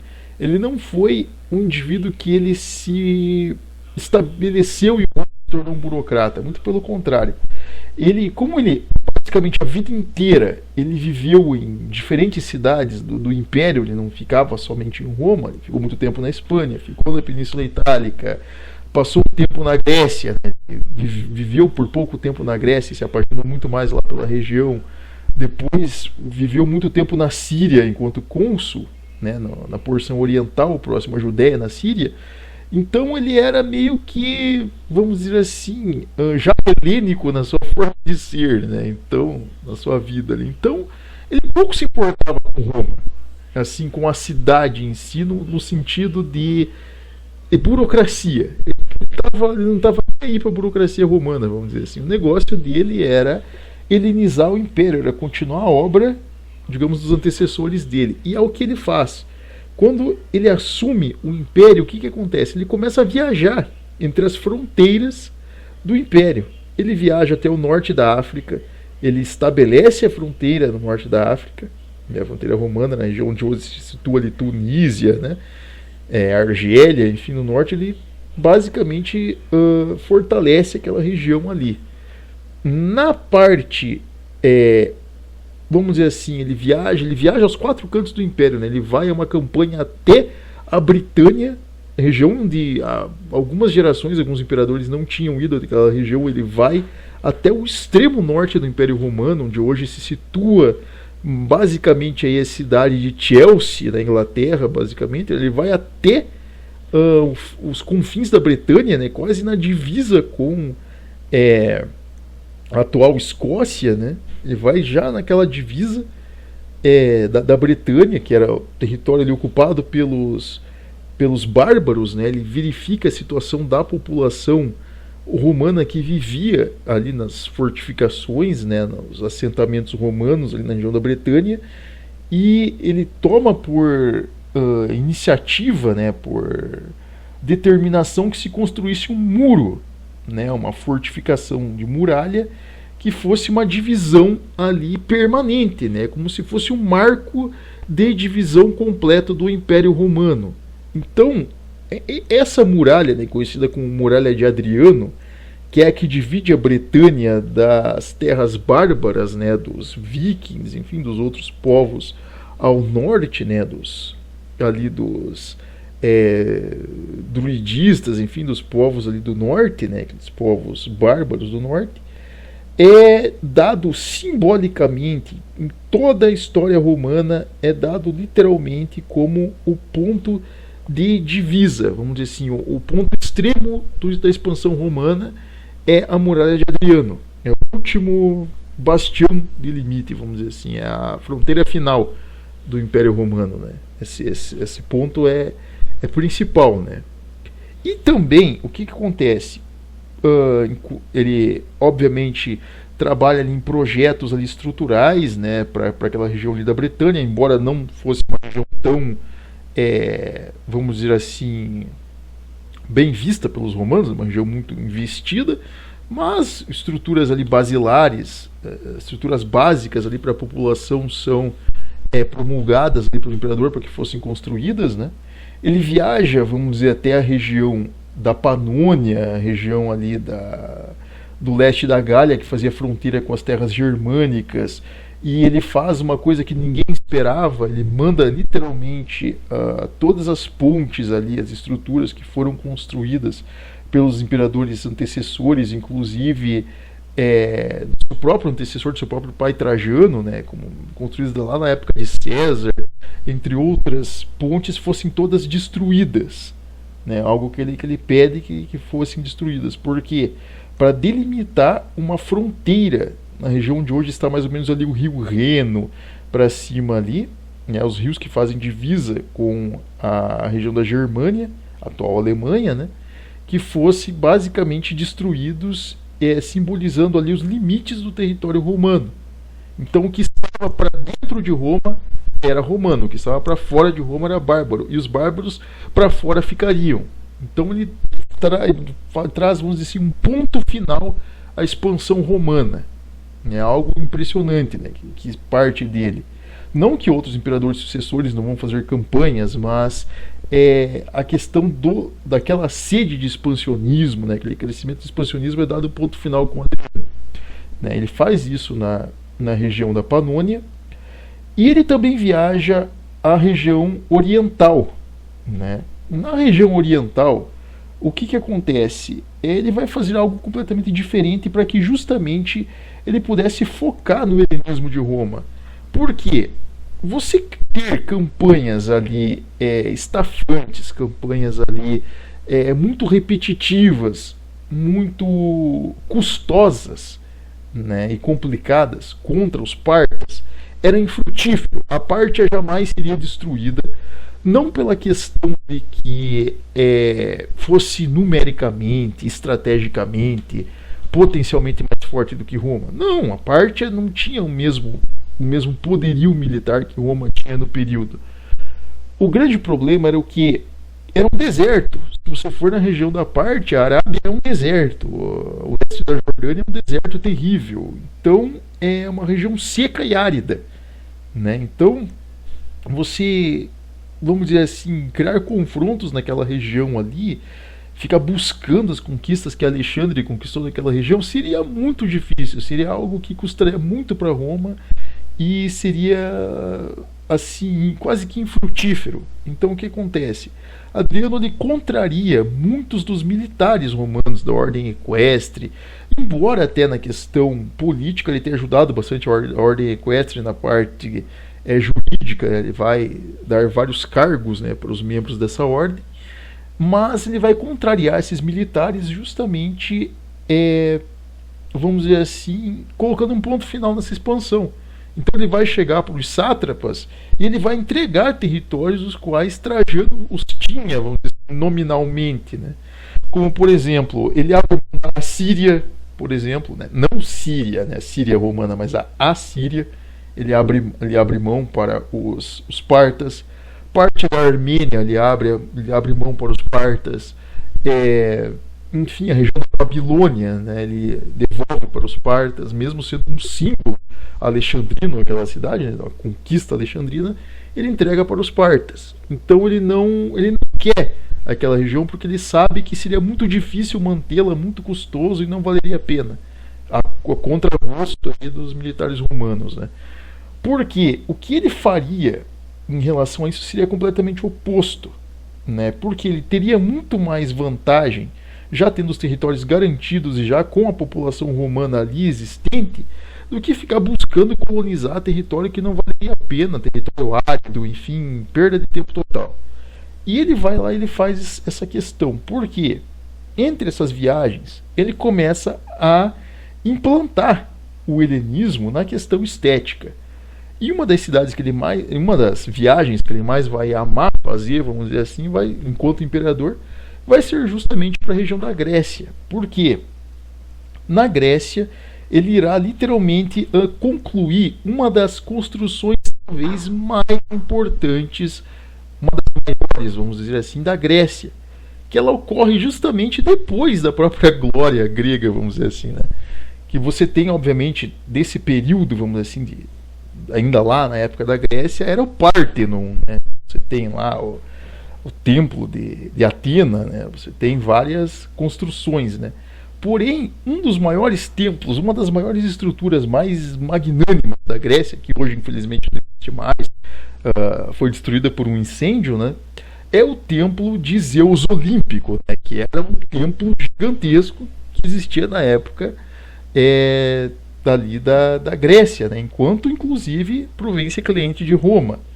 E que fora construído no decorrer dos séculos, né? Ele era expandido no decorrer dos séculos. E quem, vamos dizer assim, o deixou na sua estética máxima de beleza, com estátuas, com ali estruturas todas trabalhadas no estilo helênico, com pedras em ouro, com trabalhos e acabamentos com mármore, das coisas mais lindas existentes no período, foi justamente Adriano, né? Durante o reinado dele, do império dele, ele faz com que os seus engenheiros ali romanos, os seus construtores romanos, concluam a construção do templo de Zeus Olímpico, né? Tanto que os gregos rendem a ele ali títulos como se fosse uma divindade, né? Então ele é elevado ainda mais, né, Adriano, nesse sentido. Então, o que Trajano às vezes um dia sonhou, Adriano conseguiu conquistar pelas próprias mãos, né? Então, cultos eram feitos em homenagem a ele, celebrações pagãs ali eram em homenagem a Adriano, né? Por ter helenizado aquela região novamente e ter trazido à Grécia um pouco da glória que havia tido há séculos atrás. Então, para os gregos, aquilo foi muito bem visto, né? Adriano foi um dos poucos imperadores dos quais os gregos, vamos dizer assim, baixaram a cabeça, né? Os gregos eram muito orgulhosos, né? Os corintos ali, os atenienses eram muito orgulhosos, mesmo sendo clientes de Roma, né? Eles nunca, vamos dizer assim, aceitaram muito essa questão de serem submissos a Roma, né? Embora os obedecessem, mas Adriano os colocou num patamar igual ali, né? Então para eles foi uma coisa assim impressionante, né? Eles gostaram muito, né? E justamente essa busca por helenismo, né, fez com que Adriano, ele, vamos dizer assim, criasse, vamos dizer assim, nas cidades do Império, vamos dizer assim, protoconstruções como anfiteatros no estilo grego, casas de banho no estilo grego, enfim, no estilo helênico, né? Algumas bibliotecas, enfim, construções que justamente pequenos fóruns, né, protofóruns, justamente no estilo greco-romano, né? Esse estilo, vamos dizer assim, helenizado, né? Helenista. Então a população via nele assim um grande construtor, um indivíduo perspicaz nesse ponto, né? E outra coisa que ele vai fazer, talvez aí mais impressionante, é a restauração em Roma de um dos templos mais importantes que até hoje existe na capital romana. Porém, hoje é uma igreja católica, né? É uma catedral católica, que é um dos templos mais icônicos de Roma, que é o Panteão, né? O Panteão romano. O pessoal que até não conhece, dá uma pesquisada aí, como se diz, né? Acessa a internet, dá uma pesquisadinha. O Panteão, ele antes de ser vamos dizer assim, uma igreja católica, né, ser ali uma estrutura católica, é uma estrutura pagã, né, o Panteão. E ele foi um templo ali que foi construído muito antes, né, de Adriano, porém era um templo ali em homenagem a divindades romanas. Só que Adriano, ele vai fazer uma restauração, né, uma ampliação, enfim, uma reforma desse templo, mas visando justamente o helenismo. Então ele acaba sendo um templo ali de adoração não só das divindades pagãs romanas, mas de um panteão completo de todo o império. Então ali você não tinha mais só o culto no caso Apolo, você tinha o culto ali por exemplo, divindades gregas, né? No caso, você tinha Zeus, você tinha, em vez de ser Júpiter, também tinha Zeus. Em vez de ter somente Zeus, você tinha divindades fenícias. Você tinha vários cultos pagãos diferentes ali, né? Enfim, os cristãos, obviamente, não participavam pela questão de que, por ser, no caso, a fé verdadeira, você tinha os próprios templos cristãos, né? E no templo cristão você não coloca ídolo pagão, obviamente, né? Os cristãos não somos adeptos ao paganismo de forma nenhuma, né? Então você não tinha ídolos pagãos na igreja católica. Você tinha imagens dos santos, imagens de Cristo, enfim, de Nossa Senhora.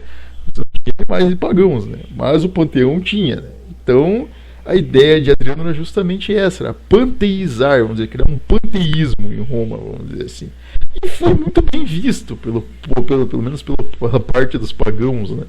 Enfim, que viam ali um indivíduo reformador, né? Uma pessoa que valorizava essa questão cultural, né? E também religiosa. Então ele era, entre aspas, tolerante, vamos dizer assim, né? E é justamente tanto no Império tanto ali nos reinados, né, de Trajano quanto de Adriano, que o cristianismo ele vai ter uma janela de expansão maior, né? Porque o que acontece? As perseguições elas diminuem, né? Infelizmente vão aumentar um pouco ali com o sucessor, né, de Adriano, que será ali Marco Aurélio, né? Vai aumentar um pouco a perseguição contra os cristãos, né? Uma certa, vamos dizer assim, a redução, né, da liberdade de expressão por parte dos cristãos, mas ainda assim vamos dizer assim, contornável, né?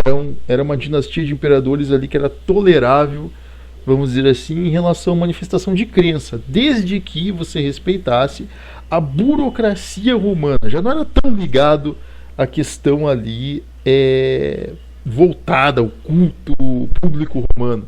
Até porque Adriano panteizou o negócio, né? Trouxe tudo que era divindade maluca para dentro. Então acabou com aquele negócio de você ter um culto público romano. Então o negócio meio que vulgarizou, né?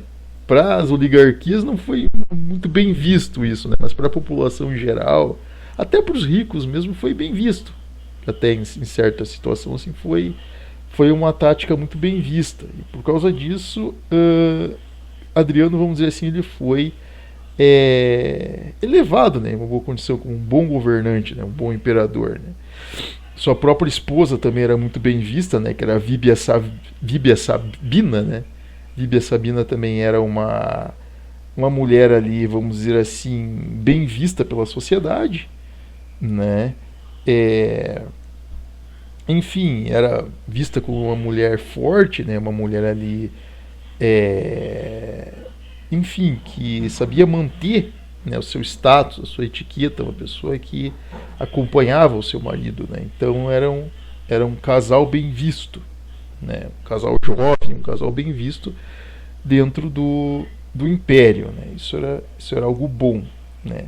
Além disso, vamos dizer que Adriano ele também fez outras construções, né? Outras estruturas, né? Como ali parte voltada ali ao entretenimento. Então ele sempre buscava, né, essa questão ali de se ter, né, local, vamos dizer assim, bom para as pessoas, né, de ter ali estruturas que ajudassem as pessoas, né. Então isso era importante, vamos dizer assim, para Roma em si como um todo, né. E ocorre que dentre, vamos dizer assim, as culturas, os grupos étnicos ali que compunham Roma, o único grupo que, digamos, ficou contra, que se rebelou, vamos dizer assim, contra Adriano, né, que estava cada vez mais revoltado, né, contra Adriano, eram os judeus, né, tudo por aquela questão, né, voltando à questão lá passada ali no caso da expulsão dos judeus, né, da expulsão deles ali da Terra Santa, né, justamente por tudo que havia acontecido lá, Massada, né, nos episódios passados, aí que eles foram, enfim,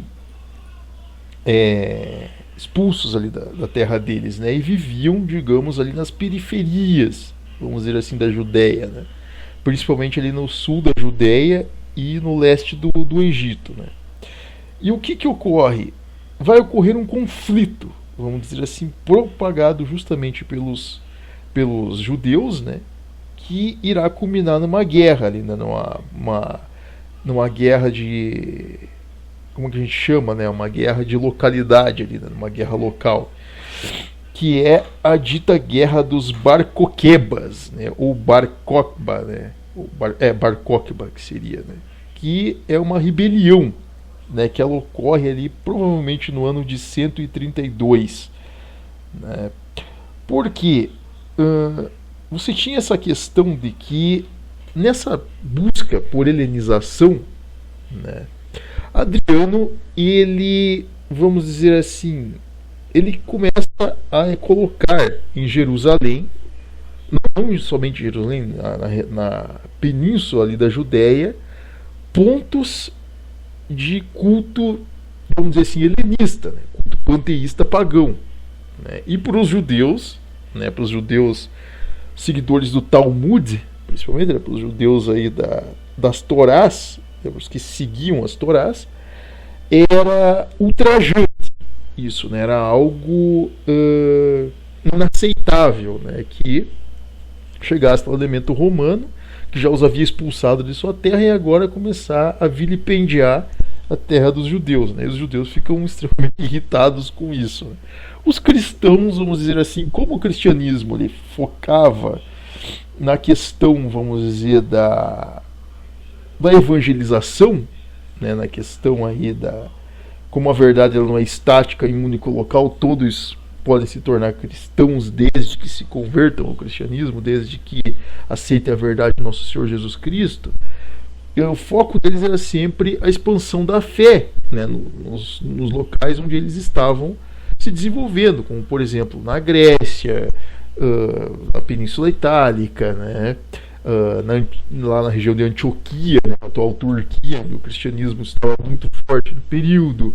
Então, os que estavam expandindo a fé, né, com muitos santos. Né, o Egito também tinha muito, na região de Alexandria estava se desenvolvendo muito o cristianismo. Mas na Judéia você tinha o povo cristão, mas não era tanto assim. Os cristãos ainda não habitavam tanto aquela terra ali. Porém, obviamente você tem todo o simbolismo, né? Obviamente a terra de nosso Senhor Jesus Cristo, a Terra Santa. Mas para os judeus tinha aquele simbolismo étnico, né? Aquele simbolismo histórico. E o fato do elemento romano estar colocando templos pagãos lá não era muito bonito para eles, né? E eles começam a se rebelar, né? E nessa rebelião surge a sede, vamos dizer, deles assim, de encontrar o dito Messias deles, né? Porque eles não acreditam em nosso Senhor Jesus Cristo, né? Essa coisa bizarra, né, deles negarem sempre a fé verdadeira, né, deles negarem o seu próprio Messias. Eles buscam sempre um Messias que seja de acordo com o interesse deles, né, com o interesse estético ali, interesse, enfim, material do povo judeu, né. E eles ficam buscando, vamos dizer assim, um Messias para confrontar, vamos dizer ali, um invasor romano, né, que queria helenizar Roma. E eles ficam mais desesperados ainda quando descobrem que Adriano queria criar um templo de, se não me engano, Vênus, ou era Júpiter, se não me engano, um templo de Júpiter, próximo ao templo destruído, né, templo de Javé, né, o segundo templo em Jerusalém. Então, os judeus ficaram irados, eles ficaram desesperados e loucos para querer enfrentar os romanos quando souberam dessa notícia. E ocorre que nessa altura, né, entre esses combates, né, essa rebelião, surge um sujeito lá, um comandante judeu lá, que era bem invocadinho, cabeça quente, que conseguia combater os romanos lá, obter até umas vitórias, né, que era um sujeito chamado Simão Bar Coziba, né? Olha só, o nome do indivíduo era Simão Bar Coziba, né? E vamos dizer que o rabino no período, né, o grande rabino dos judeus no período, líder, vamos dizer assim, daquele grupo étnico judaico do período, era um rabino chamado Aquiba, né? E Aquiba ele reconhece esse indivíduo chamado Simão Bar Coziba como um indivíduo propenso a ser aquele Messias o qual os judeus buscavam. E essa confirmação, vamos dizer assim, essa possível confirmação, né, olha que loucura, né, ela vem quando Simão ele consegue reconquistar, entre aspas, a cidade de Jerusalém. Na verdade, era a cidadela, né, de Jerusalém. Era uma parte ali da península, da micro-região ali de Jerusalém, né, que Simão Bar Coziba ele consegue conquistar após um levante ali contra os romanos, né. Então, esses revoltosos judeus eles conseguem criar alguns bolsões de resistência, né, tanto na cidadela de Jerusalém quanto ali em algumas regiões fronteiriças ao sul ali da península da Judéia, né? Eles conseguem criar esses bolsões e esse rabino, né, o Aquiba, ele reconhece Simão Bar Coziba como se fosse o Messias dos judeus, né? Olha que loucura, né? Como se ele fosse o Messias dos judeus, não o próprio Cristo, né? Então, novamente, os judeus negando, né, ali a própria condição de nosso Senhor Jesus Cristo como Messias, como Filho de Deus, né? Então olha que bizarro, né? Tanto que o apelido, né, vamos dizer assim, de Simão Bar Coziba fica sendo Bar Coquebas, né? Bar Coquebas, que significa aí hebraico, né, em judaico ali, como filho da estrela, né? Olha só, que coisa bizarra, né? E à frente desses comandos, né, Simão ele consegue obter essas vitórias, consegue se tornar ali uma espécie de líder de todo aquele conflito ali e se torna um opositor real, né, um oponente real na região ali a Adriano. Né? Isso obviamente vai enfurecer o imperador de uma forma pesadíssima, né? E vamos dizer aí que Roma ela meio que, enfim, encontra certos problemas, né, para conseguir se livrar, né, de toda essa situação, né, para conseguir parar essa revolta, né.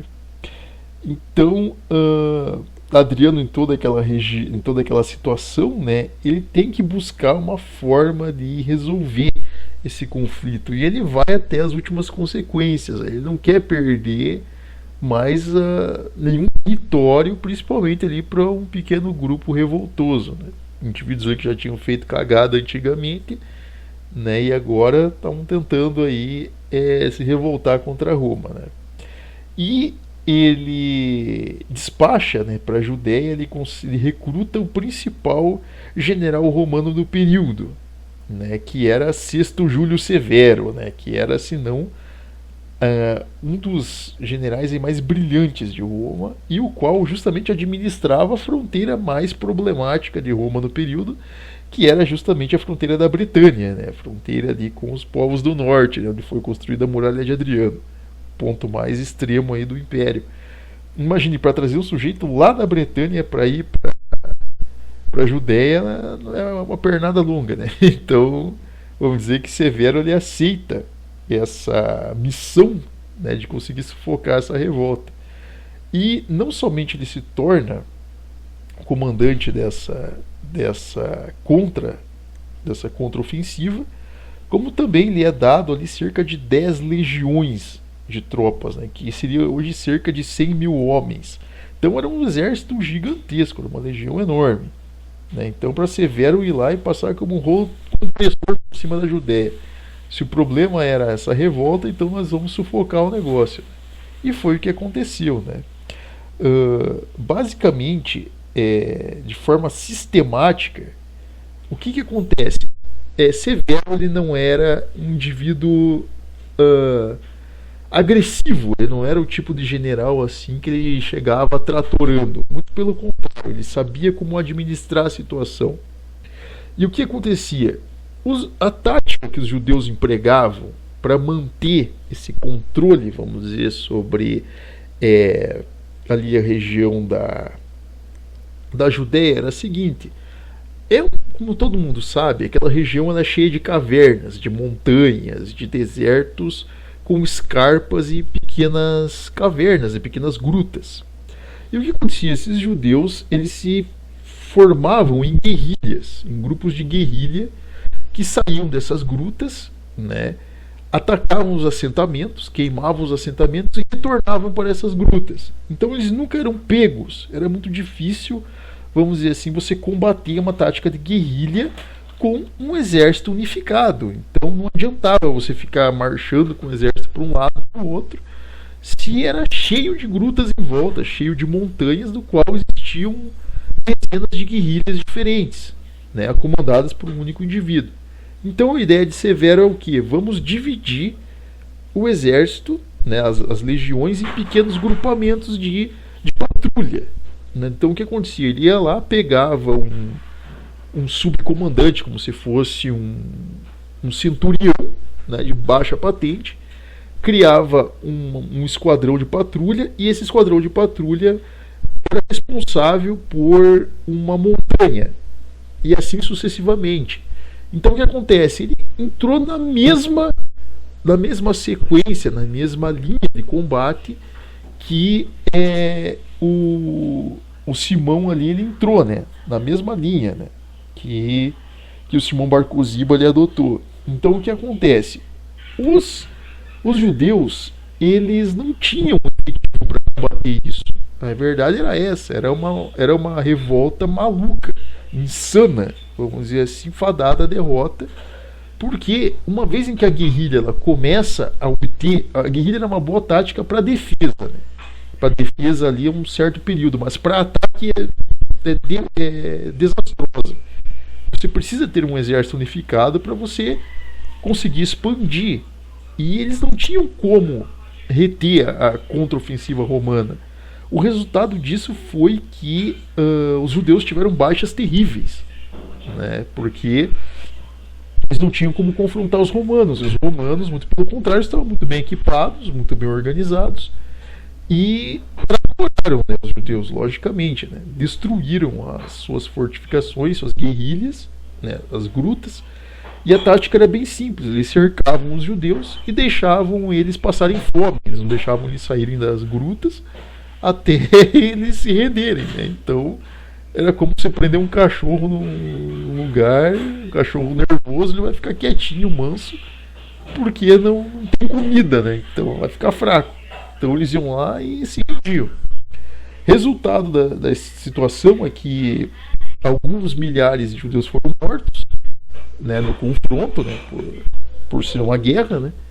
Os que se rendiam, vamos dizer assim, ou eram expulsos para terras mais distantes, né, aconteceu de muitos serem expulsos para a Pártia, para a Armênia, outros até para a Tunísia, para o oeste do Egito, foram mandados para regiões distantes, né, assim como outros foram feitos de escravos, né. Então foi a maior, vamos colocar aqui no popular, a maior burrice, vamos dizer assim, dos judeus se revoltarem contra Roma simplesmente pelo revanchismo, né? Eles não tinham como recuperar a terra deles. E essa revolta, vamos dizer assim, absurda, vamos dizer assim, ela não só piorou ainda mais uma situação que já estava ruim para eles, né, deles terem sido expulsos da terra deles, agora foram metade ainda por cima escravizados. Adriano chega à conclusão, o imperador romano, de que não era mais possível manter a península da Judéia tal como ela era, vamos dizer assim, geograficamente, né, nominalmente. Então o que acontece? Ele muda o nome.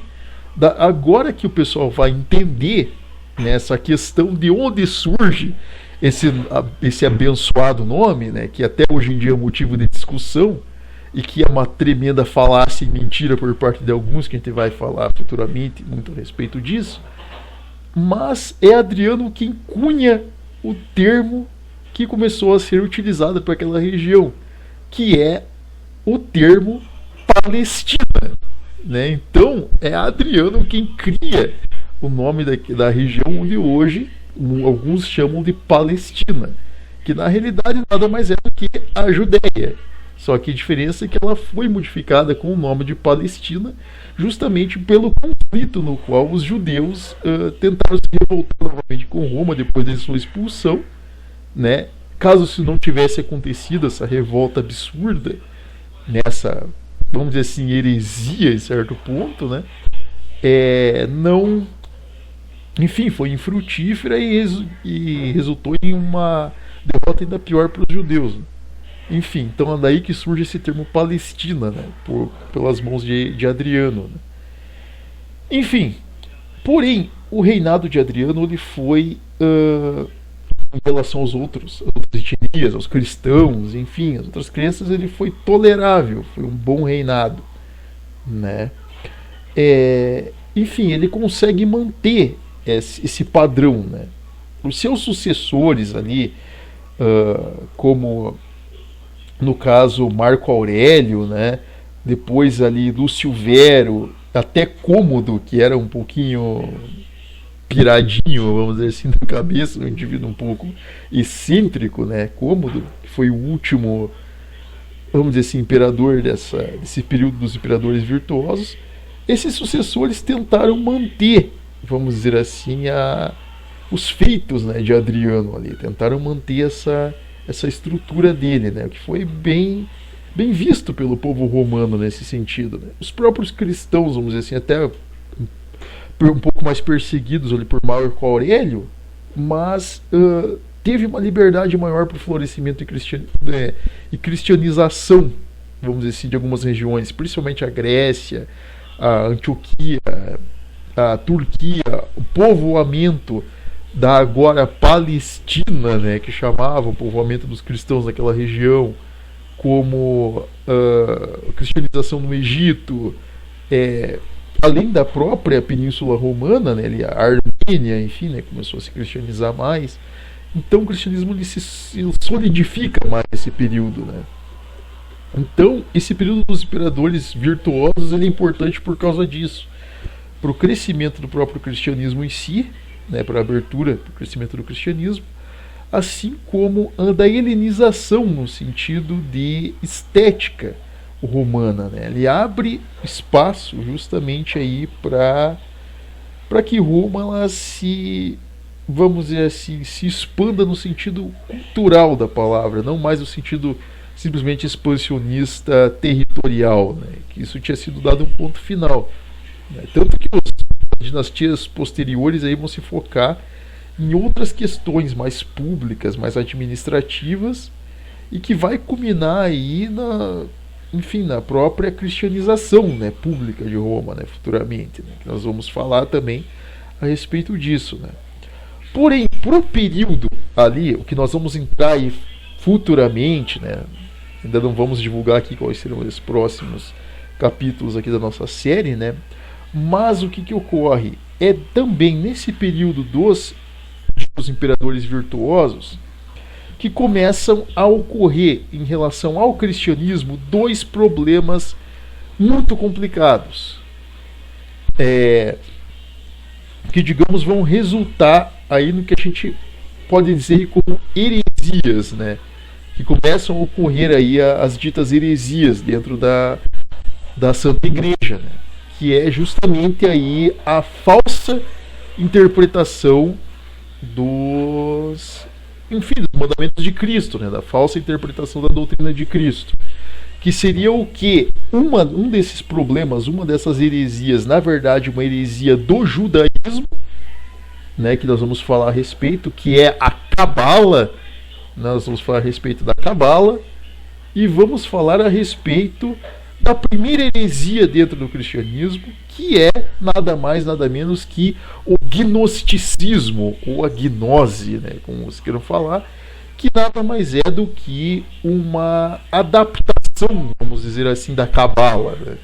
Nós vamos falar um pouco a respeito dessas duas heresias, vamos dizer assim, nos nossos encontros posteriores, pois tem tudo a ver aí com esse período, né, no qual, vamos dizer assim, Roma se cristianiza, mas parte da população tinha interesses ainda mundanos, né? Então começa a acontecer essa situação aí, que vai ser justamente combatida aí pelos filósofos cristãos, né? Os doutores aí da patrística, né? Que nós vamos falar a respeito. Bom, pessoal, então espero que tenham gostado aqui a respeito do conteúdo sobre os imperadores virtuosos, sobre esse período aí tão famigerado, né, da história romana. Tiverem mais algo a acrescentar, podem encaminhar aqui nos comentários do vídeo. E espero que tenham gostado do nosso conteúdo. Deixem o like aqui no nosso canal, né? Acompanhem, inscrevam-se no nosso canal, deixem o like aqui no nosso vídeo para acompanharem mais novidades. E nos vemos no nosso próximo encontro, né? Desde já, muito obrigado.